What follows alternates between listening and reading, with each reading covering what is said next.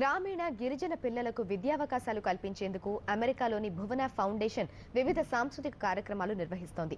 ఏటా కొలంబస్లో నృత్య ప్రదర్శనలు ఏర్పాటు చేసి వాటి ద్వారా వచ్చిన నిధుల్ని భారత్లో విద్యావకాశాల కోసం వినియోగిస్తోంది. ఈ సంవత్సరం $12,000 నిధులను అందజేసింది.